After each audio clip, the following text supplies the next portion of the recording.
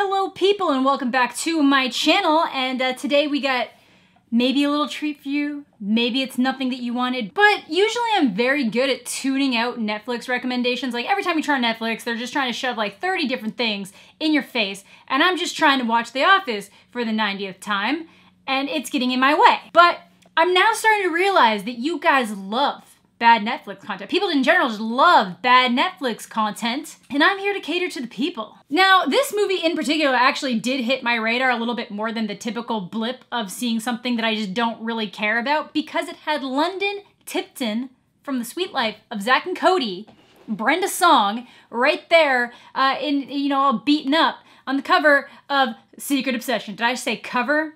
Thumbnail? The thumbnail for Secret Obsession. Is that what it's called? Yes, Secret Obsession. So I kind of tagged it as something that like might be worth watching just for fun, and then I saw that Mr. GG made a video on it, and just based on his title alone, I knew it was a movie I would have to watch. So I haven't watched his video on it, so if there's any kind of like overlapping commentary, I do apologize, but basically once I saw that it was definitely worth watching and criticizing or just enjoying for review purposes, I watched it. So it starts with her running through the rain, just desperately trying to get away from someone, and it's like really weird. Like she runs to a payphone, the payphone doesn't work, she realizes that the person she's running from is now still, slowly lumbering towards her, and then instead of getting back in the car that she just parked in front of this machine, she runs into this rest stop, tries hiding, but is making more noise than I don't know, she's very loud, so I don't understand why this person does the very dramatic, like, kick open each door trying to get to her, because she's breathing. I was probably gonna make a joke that was gonna get me in trouble. She was breathing hard. That's all I'm gonna say. There's just no PG or nice way to say. She was just breathing very intensely. But because he does the dramatic trying to kick in the doors, it gives her just enough time to escape, get in the car keeps not starting for her, and then it finally starts, and then Murderer McGee has her attached to a hitch on a pickup truck. So she runs back into the rain and then gets hit by a car. So my initial thought was that they did one of those like show you something that's happening later in the movie at like the beginning of the movie, and then it would like ease you into what the story actually is. But no, that's actually where the movie starts. So she runs out of her car and then gets hit by a car and taken to a hospital, and that's where our adventure begins. Actually, no, the adventure did begin with her running in the rain anyways. So she's in the hospital, obviously, and then this guy shows up that just says, I just got a call saying my wife was here, and then just like runs into the ER even when they're all like, hey, you can't go in there, she's got internal bleeding, she might die. And he runs in there, and like nobody stops to like check ID. And then we realize, hey, she's got amnesia, she doesn't really remember anything, and this dude's there saying that he's her husband and he's just doting on her, and then you get this like creepy guy looking through the window, and then initially you're probably gonna be like, creepy guy looking through the window is probably why her terror is far from over. Creepy guy is probably the murderer. But then the movie just immediately starts throwing at you all of these weird things that make it so obvious that there's something wrong with Russell, the husband, that you don't care about the weirdo looking through the window, even though he shows up a little bit later with flowers being like, make sure Miss Williams gets these. And every time this dude is on screen, there's just this like really dark music playing in the background that's making it like so obvious that the movie's trying to throw him at you as the conflict. Mr. Khan, thanks for coming in. They really were trying to set you up with your brain that this guy was the problem while still making all of these weird brooding glances from the husband. She's still in surgery. Okay, did she say anything to anyone about what happened? Like, this was basically a situation where he either wasn't her husband, and basically once it escalated to murder, I just kind of assumed that he probably wasn't murderous beforehand. Maybe I'm wrong. It's either he's a murderer or he's like so disgustingly and ridiculously controlling and abusive that he just saw this as a great opportunity to just try to have a fresh start. Those are the two options in my head here. But them just baiting this dude so intensely, there's no way that this guy was anything. It's like they forgot the point of a thriller was to like keep you engaged and on the edge of your seat and wondering what was happening, but they're throwing it in your face so obviously from the beginning of the movie that there is something wrong with this dude. that there's no shock when the stuff that should be shocking starts happening. So then obviously the detective there, he has a bunch of questions for this dude, obviously asks the typical, like, did y'all have a fight? We were just trying to figure out why her car wasn't there, because obviously that pickup truck rolled it away, which they end up corroborating when they talk to like people from the scene. The guy that ended up hitting her, he was all like, oh yeah, there was a pickup truck and it drug a car away. It just seemed so weird at the time, but obviously I wasn't focusing on it because I just hit somebody and thought I killed them. But we get the detective, who I was like, damn, this guy's voice seems really familiar. It's the Allstate guy. It's the Are You in Good Hands guy. Are you in good hands? Wait, did Mr. GG realize that? Can I like get into his video real quick and just like catch like that one spot that it might? Allstate guy is the fucking detective. So with Detective Allstate, we find out that he didn't manage to track down his daughter who went missing and still buys her presents like every year on her birthday, and it clearly ruined his marriage, and it's made it so that he's got this kind of like chip on his shoulder where he feels like he has to solve things. And while this situation is not exactly like that, they're still definitely trying to draw that kind of narrative together. But either way, she finally wakes up and they find out that she has amnesia and doesn't even remember that he's her husband. And, you know, she's kind of scared of him at first, but then quickly like notices, okay, like he's got a wedding ring, I've got wedding rings. There's no way that this isn't my husband. So he's got this entire family album photo book of just various things of like pictures of them around the office,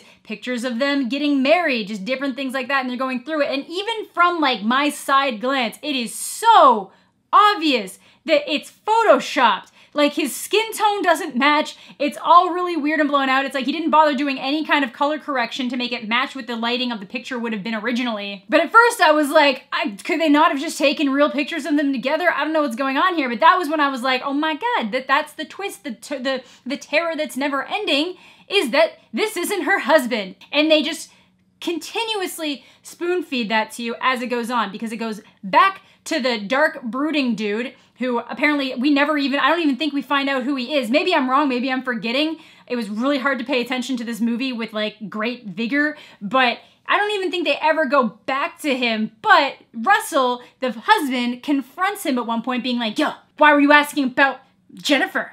That's my wife. And then just smacks him upside the head with a crowbar and beats and then like strangles him to death. And then buries him in the backyard, which, you know, Jennifer conveniently wakes up during and starts screaming for Russell, saying there's someone in the backyard, with perfect acting. Russell, there's someone in the backyard! Before realizing, oh my God, it's Russell in the backyard. She wakes up the next morning, still not really remembering things. And then, you know, he asks, do you want orange juice? And she responds with, First squeeze? I'm right, aren't I? There it is. See? I told you it'd all come back.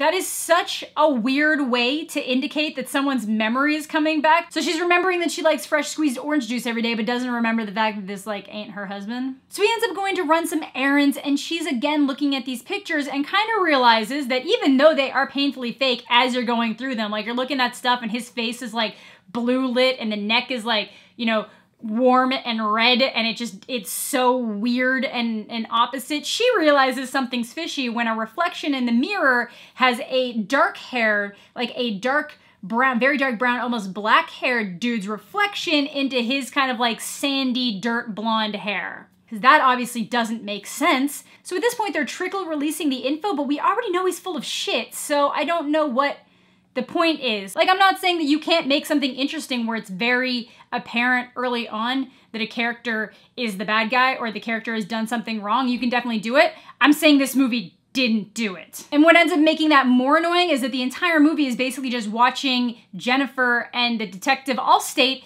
finding more and more clues that show that this guy's basically full of shit. But I, as the audience member, already realized that, so it's just not that like, whoa, I can't believe it. It's not like Gone Girl where like every layer you're like, oh my God, what's wrong with this person? It's just like, yeah, okay, we get it. He's not all right in the head. Why aren't you building some kind of like really crazy tension between Jennifer and Russell? Like, why aren't you building up that psychological terror on her part from him. There's just way too much going on where it's like they're trying to bring the audience along for a ride that we already got to the destination for. So obviously at this point, she is getting a little bit questioning of the situation. You know, they're going to bed and things start getting a little bit steamy. And then she has a murder flashback because, again, at this point, she wouldn't realize that she had been getting chased, but she keeps having these flashbacks of, you know, the knife and things happening, but she can't quite piece it all together. So she has this murder flashback and obviously is no longer in the mood.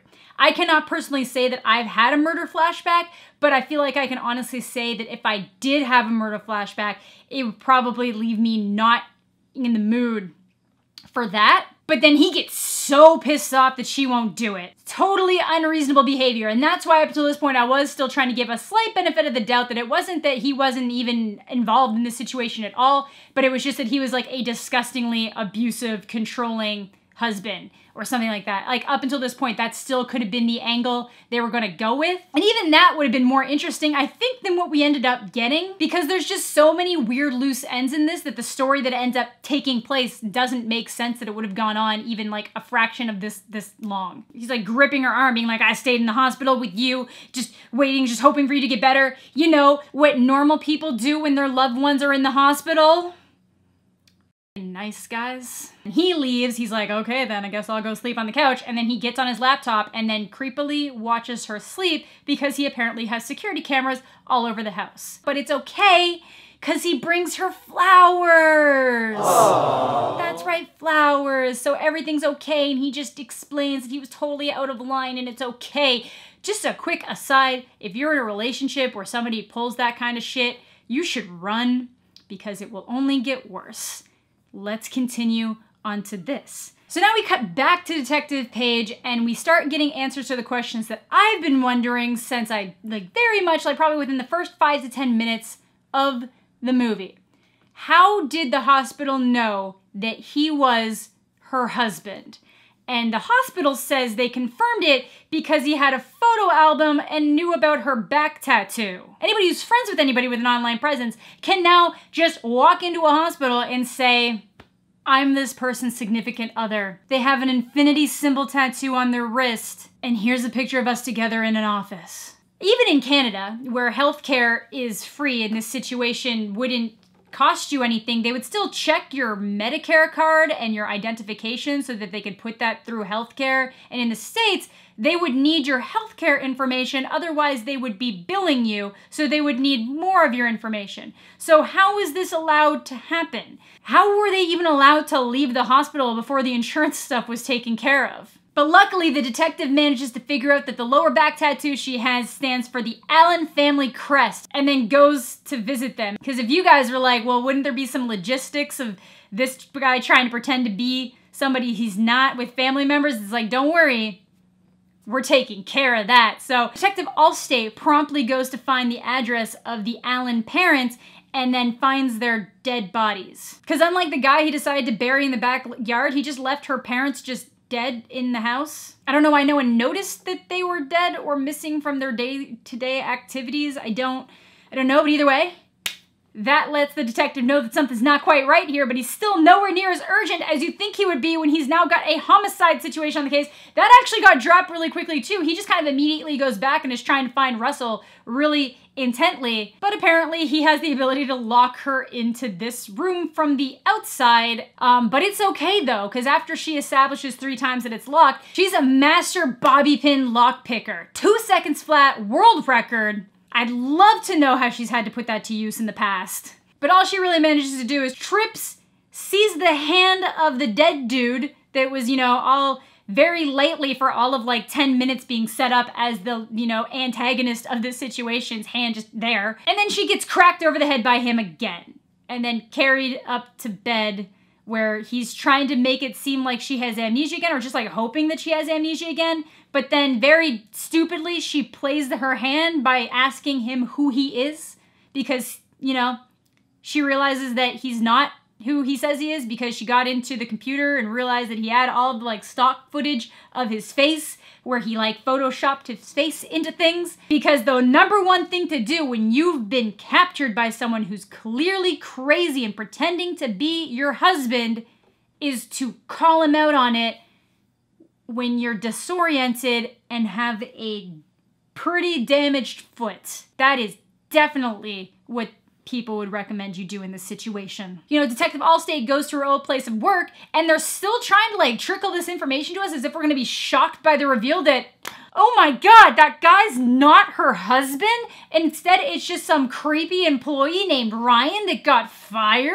And that's why I say this is really annoying. If they wanted it to be some kind of like twisty detective winding thing, they needed to do a better damn job trying to conceal what was happening in this movie. So obviously she's locked up, but it's okay because the lockpicking master strikes again and she gets her ass out and again doesn't really manage to accomplish anything with it. But luckily, because fake husband realized that he should probably get something to dissolve the body that's in the back of his yard, the nurse who is trying to get a hold of them for rehab sees him and starts questioning him very openly in the public. Instead of just like calling the cops right away, she's aware that something weird is going on and the fact that the detectives are looking for him. Because again, it's always really good to alert somebody you think might have kidnapped another person, that people are aware that he might have kidnapped another person. But either way, luckily, the good detective does still somehow manage to track him down. And he realizes that the house isn't actually named for the Williams. He just stuck a sticker over it, and when he pulls it back, it says Garrity, which is, you know, this guy's real last name. Why wouldn't you just get rid of the sign, man? But either way, he gets cracked over the head too, shoved in a freezer, and, you know, the dude has one of these like, it could have been so perfect, Jennifer. All you just had to do was go with it. I loved you for so long, and I know everything about you, and, you know, you shouldn't have been with him. You should have been with me. So obviously I was gonna kill everyone to get what I wanted. And then this is where it gets weird because he just says, I would have probably killed you too, but then the fates offered me something up. But of course he doesn't kill her quite yet. He gives her time to just kind of chill because he also had the husband's body just in the backseat of this car because he did, instead of, why wouldn't you have buried that one too? Why would you let it stink up and leave evidence in a car? I'm so confused. Either way, after he takes care of a couple things, you know, good old Brenda Song, Jennifer tries to pull the whole, you know what, it's just so romantic. I didn't know you felt that way. And like, I really understand what you meant. And like, maybe we can have a fresh start. I get that people are crazy and unhinged, but are they so crazy and unhinged that they wouldn't realize that you're trying to manipulate them because the last interaction you had was them realizing that you knew how messed up the whole situation was and that you were probably gonna die? Either way, she manages to escape, luckily. Allstate dude is not dead and comes to help too. They all get into a tussle and then Jennifer has to save herself. And then finally we get the moment where Jennifer is in fact in good hands. So before I just kind of get into how it winds down, I would just like to point out the just ridiculousness of the plot of this movie. So he decides he's gonna kill the husband and then starts chasing her down. Isn't really running after her in the beginning, just kind of lumbering after her. She then gets amnesia and he decides to try to manipulate this to his advantage. Like maybe when he first showed up to the hospital, he was just gonna finish the job so that she couldn't report him because for some reason he showed his face after murdering the husband. I don't know, really dumb. But then kills her parents. I don't know when he had time to do that, and then somehow thought that she just would never end up ever remembering enough again, or if he could just get there early enough, he could just replant all of the memories in her head with his face. Like, was that the end goal here? Like, I don't understand what he thought was going to happen as a result of all of this. The more I'm thinking about it, it would have been better if he was just this crazy abusive husband that just thought he could use this situation to try to flip around and get her back on his side or something because she was trying to leave him. But maybe I should make a movie. I don't know. But then, you know, we wind into our conclusion. The detective has now, he's given rid of all the toys, given away all the toys for donation because he's now saved a girl. He can let go of the fact that he couldn't save his own daughter. Full circle. But then she shows up just saying hi to him. She still can't walk right because, again, her leg is totally screwed up. She's wearing heels? Why would you have her in heels? And then it all ends with a very random closure letter from the actual husband that just makes no sense because there really wouldn't have been a reason for someone to write that if they didn't think that they were dying. And she just drives off to her presumably happy ending, except for the fact that her real husband's dead. Her parents are dead, probably doesn't have a job. I still don't know what they were trying to establish. Did they want there to be a twist, or did they not want there to be a twist? Or do they think their audience is so dumb that we wouldn't notice the fact that it was painfully obvious that he probably wasn't who he said he was? But yeah, that's gonna basically do it for this little commentary thing. Let me know what you guys are thinking in the comment section down below. Thank you all so much for watching. Have a fantastic day, and we'll catch you all later.